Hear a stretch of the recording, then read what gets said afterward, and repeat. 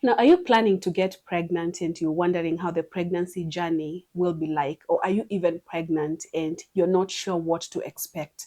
Stay with me because in the next few weeks, I'll be taking you through a pregnancy series from all the way from the first trimester, the second, and the third. I'll be joined by Dr. Maranga Aurora. He's a gynecologist and he'll be telling us what to expect, what's normal and what's not normal. My name is Purity Musianzuki. Welcome to the Purity Afya Show, and we start with the first trimester of pregnancy. Thank you so much, Daktari, for joining us. Thank you. Yes, and the first trimester, I have been pregnant before, and it's something that most people don't know when it starts because you go to the hospital and you're told you're 4 weeks, you're 5 weeks. So when does the first trimester really start? Yeah. Thank you, Purity, and I really appreciate your inviting me to this show.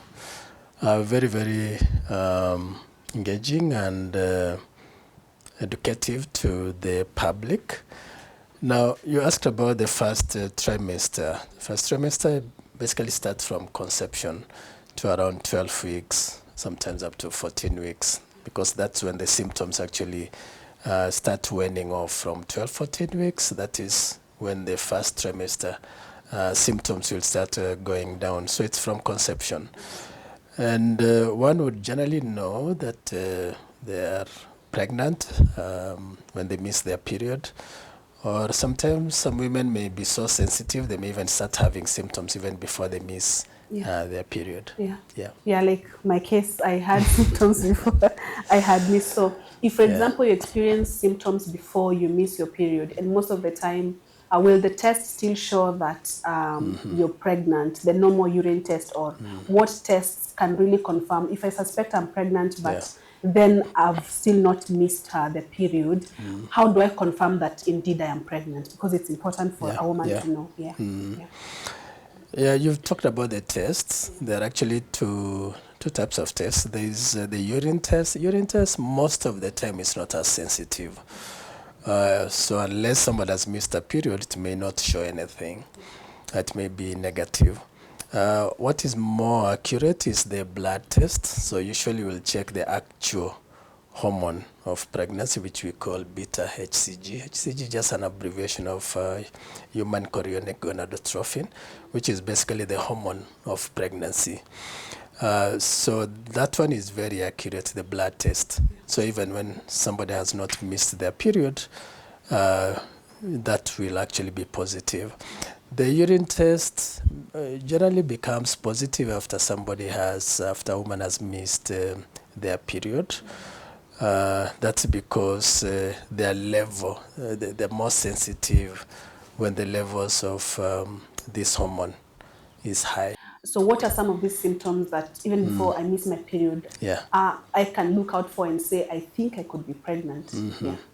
It's really individualized, and different women will have different symptoms. Others actually may not have any symptom. You've probably heard of some women who they just realized they're pregnant and then labor pain starts, although it's more in the movies than in actual case. But to be honest, most women will have some symptoms, and these are usually nausea. The commonest is usually nausea, a bit of vomiting. But others may have, so long as somebody is very keen on their body, they're unlikely to miss out. Like a bit of hypersensitivity of the nipples, of the breasts. You find a woman doesn't really want anything to touch, even a bra, really, the usual bra, they really don't want to wear it. A bit of altered taste or even smell. You suddenly start disliking some kind of smells. And then, of course, passing a lot of urine more frequently. So you find one is waking up so many times at night, or even during the day is frequenting the loo. Such like. Those are really some of the very early symptoms which one would have. And of course, as it progresses, the symptoms would tend to worsen. So you find Now, it graduates from just the nausea, then it now becomes now the vomiting. That's why we talk of early morning sickness. Is it really early morning, or it's just like a whole forever kind of a sickness? I think it's just the description of it. Some Yeah. women will have it in the evening. Yeah. Yeah, others will have it any day. I Yeah. mean, any time of the day. Yeah. And then for those symptoms, they tend to be worse with multiple pregnancies, meaning that if one has twins, then it is double the symptoms. If one Those who want has to have twins, please take notes. take notes. Yeah. Yeah, it's a bag of pros and cons, obviously. For those who have triplets, as they will say, those who have gone through that, it's even 3 times those particular symptoms. Yeah, so, and it all depends on the level of this hormone, which we are calling HCGM, or human chorionic gonadotrophin. So as it increases, so are the symptoms. Once a woman finds out that they're pregnant, whether at home or in the hospital, what next now for them? Yeah, good question. You know, pregnancy is a pregnancy. It has always occurred as even from Genesis, Yeah. from Adam. And it's just taking precaution, knowing that one is pregnant, and therefore doing activities which promote the well-being of the pregnancy. And talking about the well-being of the pregnancy in terms of habits, there are some habits which would harm the baby, definitely, like smoking, a lot of alcohol, and then of course there are some drugs. They could as well be prescription drugs, which one has to be careful. If one has been taking prescription drugs for one or the other, maybe diabetes, hypertension, asthma, whatever condition one has, arthritis, although these are unlikely to be in younger people, but whatever it is, even ulcers, as soon as one realizes that they're pregnant, it's good to check with their doctors so that they can cross-check whether it's okay to continue those medications, are they safe for the baby, or they need to be changed or to be stopped. And then we encourage one to really go to the clinics, go to the nearest clinic, see your gynecologist, see your midwife, whatever is available to the individual. And then, and the earlier the better. Yeah. Mapema ndio best, ndio watu wanasema. So that all those tests can be done. Yeah. There are various tests which we do, which are really screening, and we geared towards checking on the safety of the unborn child. That's why we screen for HIV. We screen for HIV so that in case the mother is positive, then we are able to give medication to the mother to prevent transmission to the baby. And then of course we check for syphilis. These are tests, venereal diseases, which you check. And that is because a disease like syphilis, it's very, very treatable with just simple antibiotic, a course of antibiotics, and somebody is okay. But yet, if it's not treated, and a number of times it has no symptoms, then the baby can be affected. One can have miscarriage, one can have a baby who is very abnormal, and it can affect even the baby's brain, and very severe symptoms and very severe abnormalities.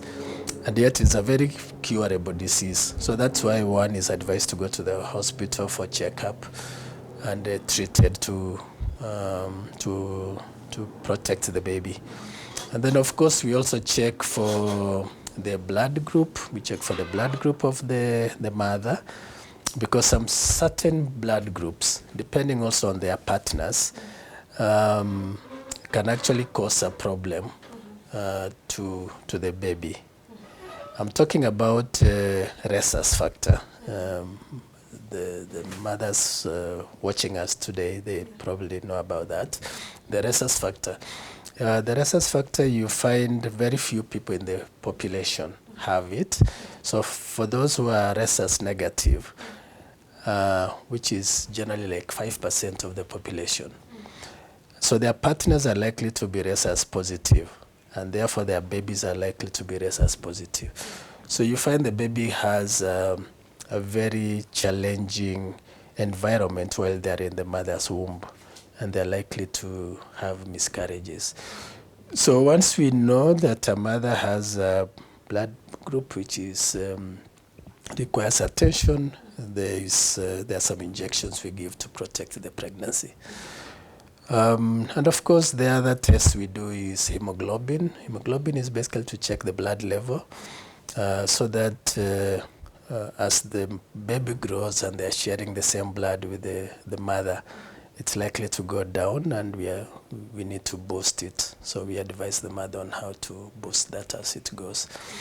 And lastly, we would usually check for hepatitis B.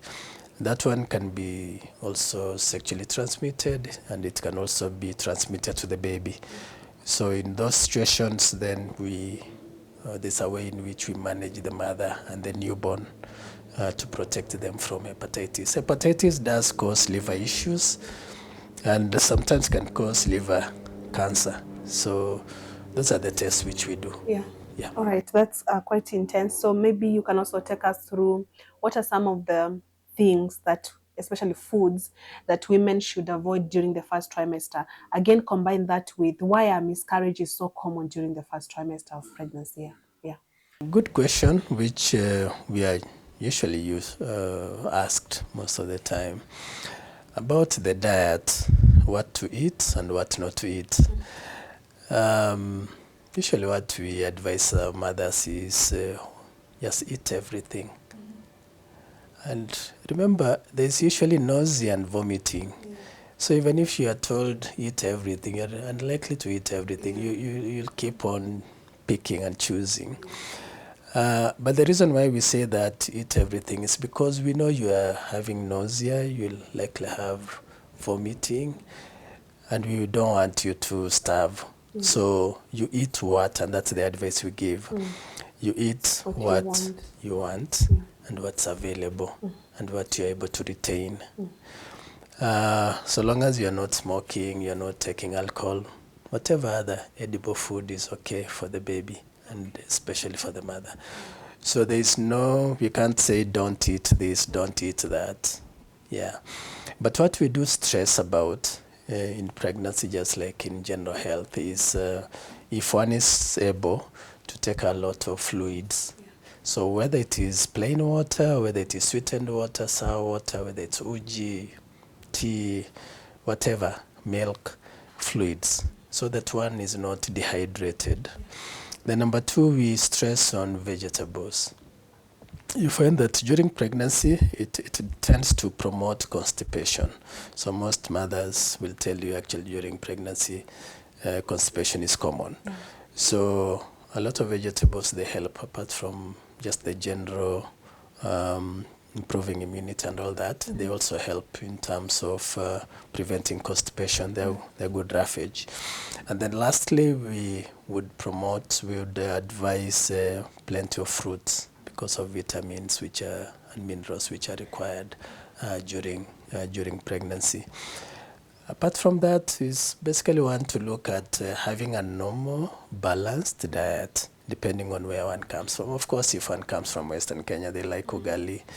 If from other places, they may like githeri. Yeah, depending. Muthokoi, of course. How can I forget that? Yeah. Yeah. Okay. And so, Doc, as we wrap it up, most of the time when a woman is pregnant, there's something that even us as moms, we have to stock folic acid. Yeah. So why must women take folic acid? If, for example, they are eating healthy, is it necessary that they have to take anyway? What is the role of folic acid during pregnancy? Yeah, good question. Folic acid. Now, folic acid is one of those, for our viewers, small tiny tablets, which one is usually given in early trimester, early pregnancy. Now, it has, and sometimes we give it pre-conception actually, for somebody who's looking forward to having a conception. It promotes better conception, better ovum formation and quality ovum formation. So those are the eggs, and promotes also the early development of the baby, the embryo as we call it. So it's required especially for brain development, for spinal cord development, for nerves development, and this is very key. And these are processes which occur very early after conception. So you find if a mother conceives and has very low folic acid, she's likely to have an abnormal baby. And usually a number of those may not be compatible with life, which brings me to your other question about why we generally have very many first trimester miscarriages, which is very true. If you look at the first trimester, the second trimester, and the third trimester. Trimester basically, for our viewers, first trimester is up to around 12-14 weeks. Then the other one, second trimester, up to 28 weeks. And then from there to term. Term is generally 40 weeks or thereabout. So the first trimester tends to have a lot of those miscarriages, and most of the miscarriages are usually due to abnormalities in the pregnancy, in the embryos. They're very, very, very common. Actually, commoner than we actually even notice as doctors or even as mothers. Sometimes we find that a woman has missed a period. Then after a few days or after a week or so, she's thinking, could I be pregnant? Maybe not. And then the period in quotes comes. And it's very, very heavy. Most of the time it's very heavy. And it's looking quite unusual.